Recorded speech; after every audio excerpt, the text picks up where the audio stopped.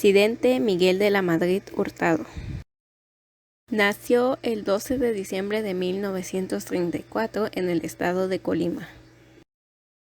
A la edad de los 3 años fallece su padre Miguel de la Madrid Castro, por lo cual su madre Alicia Hurtado decide mudarse a la Ciudad de México.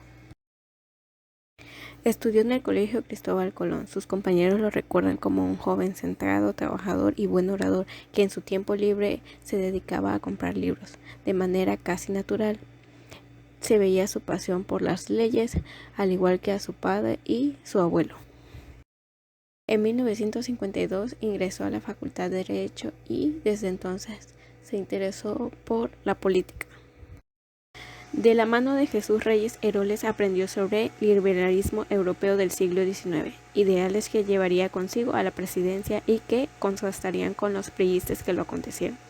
Tras un año en la Universidad de Harvard, donde estudió una maestría en Administración Pública, se incorporó al gobierno.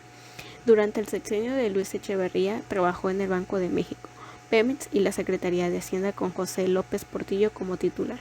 Por aquellos años comenzó a trabajar cerca también de Carlos Salinas de Gortari, que a pesar de tener temperamentos distintos, ambos sintieron una afinidad de sus ideas sobre los modelos económicos. En 1981, López Portillo destapó a Miguel de la Madrid como candidato. En su campaña de la Madrid prometió democracia, fin al nepotismo y el destierro del culto a la personalidad y austeridad.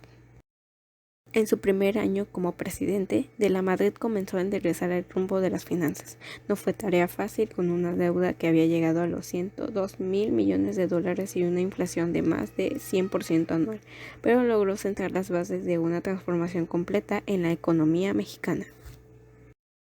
En el combate a la corrupción se ordenó la detención del Negro Durazo, se expuso el fraude de decenas de funcionarios, aunque se perdonó al más corrupto de ellos, el líder del sindicato petrolero Joaquín Hernández Galicia, mejor conocido como La Quina.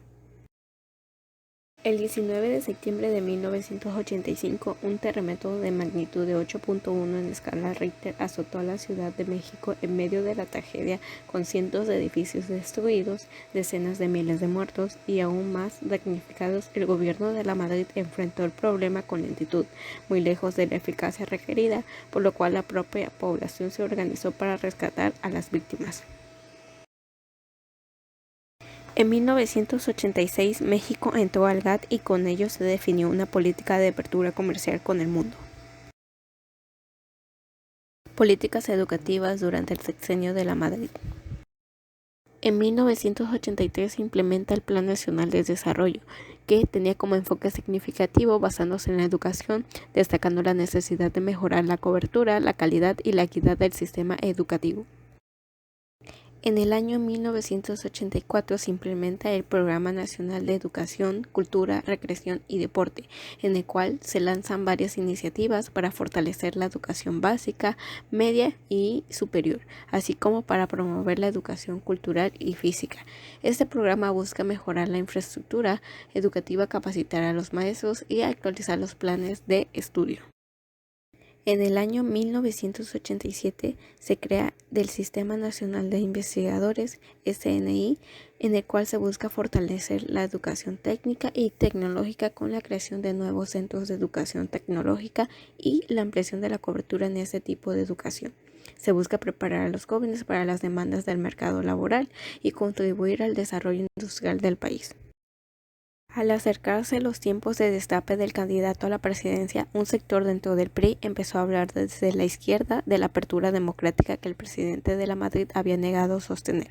Este sector estaba encabezado por Cuauhtémoc Cárdenas. Ante el sistema petrificado en lo político, Cárdenas salió del PRI y contendió por una coalición de partidos en las elecciones presidenciales de 1988. De la Madrid, por su parte, designó candidato a su secretario de Programación y Presupuesto Carlos Salinas de Gortari. El PAN postuló un empresario de Sinaloa, Manuel Cloutier, que murió 3 meses después de las comisiones en aquellas elecciones. México vio nacer una verdadera oposición política. Las 3 campañas tuvieron una inmensa fuerza, el cual el PRI apareció como triunfador. Durante el sexenio de Miguel de la Madrid quedó marcado así como una época de oportunidades perdidas, especialmente en el terreno democrático. Miguel de la Madrid falleció el 1 de abril del 2012, a la edad de 77 años en la Ciudad de México. Su muerte se debió a una complicación respiratoria agravada por un efisema pulmonar y otras condiciones de salud que padecía.